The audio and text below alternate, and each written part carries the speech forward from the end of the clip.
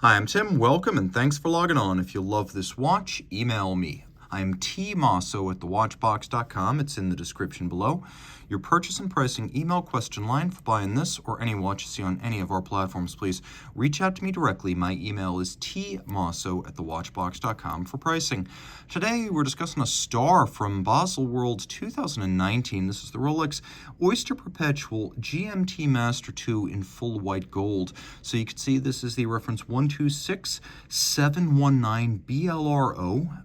Full white gold, meteorite dial, Serichrome bezel, absolutely bewitching, engrossing, and surprisingly practical. This is a flagship piece at Rolex, and while it harks back to the original 1954 GMT Master, this is a more sophisticated watch and more versatile sartorially. It is versatile in terms of size as well. At 40 millimeters in diameter in white gold, it's only 12.2 millimeters thick, easily sliding underneath a dress cuff or a tight sleeve. It's 48 millimeters from lug tip to lug tip, though if you add the end links to the bracelet, the total distance across the wrist is 51 millimeters. We have here a very traditional 20 millimeter spacing between the lugs. The thing about Rolex's white gold, yellow gold, and rose gold watches is that the gauge of the metal and the substance of the watch is such that it feels like a platinum watch from any other company. That said, it wears massive, but it doesn't wear large, and those are two different things. Mass is all about the heft. Size is all about fit, and you can see on my 16 centimeter circumference wrist, down the barrel in particular, those lug ends are nowhere near the edge of my wrist. Over the top, you can even see that the lugs are somewhat inboard of the edge of my wrist, and this is the angle that makes a watch look broader than it really is.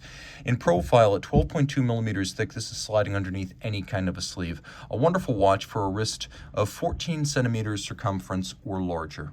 Now the watch has a wonderful Oyster bracelet that tapers subtly from the integrated end link down to the clasp. You can see that the outer links feature satin shoulders, the outer faces are polished, the center links are also polished.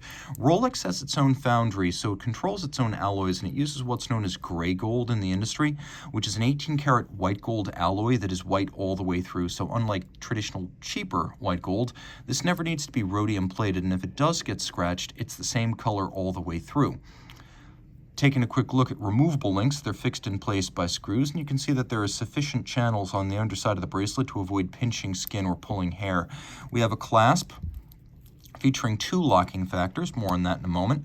Inside, you'll find Easy Link, which is a tool-free 5 millimeter in and out adjustment mechanism, so you have the ability to make 5 millimeters of adjustment without tools. You can also see that inside the clasp there are 3 little divots, and so there's a spring bar, and you can use your strap tool to move the anchoring point of the bracelet in and out for fine-tuning the fit. We have a thick gauge internal structure, single fold deployant, and then we've actually got a secondary locking mechanism. See here, this is a spring-loaded beak and hook system. So you've got the beak, you've got the hook. These two things latch together. You can see it and you can hear it. You can't just pull this open. You need to unlatch it. So you have those two separate locks. And the second is a clamshell. Now, when the clamshell is closed, there's a little kerf.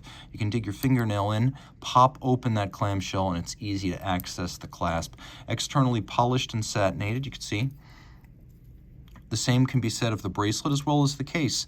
The case has a polished flank, it has satinated lug hoods, it has a crown guard profile with a trip lock in gold. You know that because Rolex crowns are coated 3 dots, that means trip lock. Big dot at center, that means gold. Case back, screwed in, Oyster case back, white gold. It makes the watch thinner than a display case back, but also it adds a lot of mass, as it's almost like having a gold dollar on the back of your watch.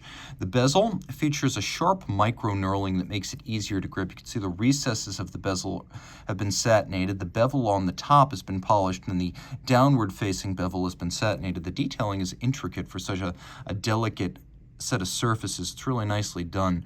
The bezel insert is Serichrome. It's a combination of blue and red, and actually a process of cooking the two changes it from a single color into the bicolor bezel you have right here. Roughly speaking, the blue corresponds to nighttime hours, the red corresponds to daytime hours. The little wells inside the scratch-resistant ceramic bezel, they're filled with platinum deposits, so all of this will never tarnish, oxidize, or fade. Now, it is a bidirectional bezel, and the way this generally works, you can set the 24-hour time zone to any time zone you want, but most intuitively, you set set that 24-hour hand, which makes 1 circuit per day, to Greenwich Mean Time. You set the local hour hand to whatever your locality is. When the time comes to measure the time at a third location, say your destination port or airport, or a place where your business and far-flung relations might be, well, you just start turning clockwise or counterclockwise, depending on whether that location has a GMT plus or minus code. So if it's +2, you turn in one direction. If it's -2, you turn in the other. And what will eventually happen is you will read the time zone, that third time zone, on the bezel adjacent to the 24-hour hand. So that's how that works. We'll do a quick lume shot. So you can see here the watch has Rolex's distinctive chromolite blue lume, and all 4 hands, primary hour, reference hour, seconds, and minutes, are luminescent. The frame for the date, the hands, as well as the indices are white gold, so they will not fade, oxidize, or tarnish over time. We have a Meteorite dial, which is made of meteorite iron. It is also eroded by an oxidation process, and then it is stabilized to make these Widmanstätten patterns permanently visible. If it weren't stabilized, it would eventually just fade to a rusty red. But this pattern right here is permanent. And because no 2 of these will ever be exactly alike, every example of this reference, the 126719 BLRO with Meteorite dial, they will be piece unique effectively. Screw down crown, screwed in case back, 100-meter water resistance. You can absolutely swim with this watch. Inside the case, Rolex manufactured caliber 3285, bidirectional automatic winding with a rotor that is now on a ball bearing. That's a change from the previous generation of GMT that had a jeweled staff. It has a 70-hour power reserve, a 4 Hz beat rate. It operates on 31 pivot joules. It is a COSC certified Swiss chronometer movement, but Rolex goes one better, casing up the movement, testing it as a fully assembled watch in 6 positions rather than the chronometer tests 5. And the watch will run no worse than -2 +2 seconds per day when it leaves the factory. That is the superlative chronometer standard. The watch features the 2 independent time zones of 12 and 24 hours. It has a full balance bridge with a free-sprung balance that makes it more shock tolerant, and an overcoil hairspring with a very centered mass, so in any position on your wrist or your dresser at night, the watch will keep consistent time due to that overcoil having a very centered mass. The overcoil is also made of a blue oxidized niobium zirconium alloy, which means that it's highly anti-magnetic, so this watch is shock resistant, it is water resistant, and it is anti-magnetic. And again, it beats weight 8 beats per second, or 28,800 vibrations per hour. Rolex makes every part of the movement, including the shock protection, which is called Paraflex.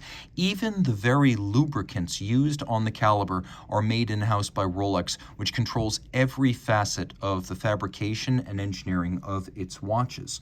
So this is a watch that has an enormous amount to offer, whether you are ground-bound and an armchair aviator or an actual pilot. Because in 1954, this model, the original GMT Master, was designed in conjunction with Pan Am for use by its pilots. That was a single time zone watch that could show 2. This is a double time zone watch that can show 3.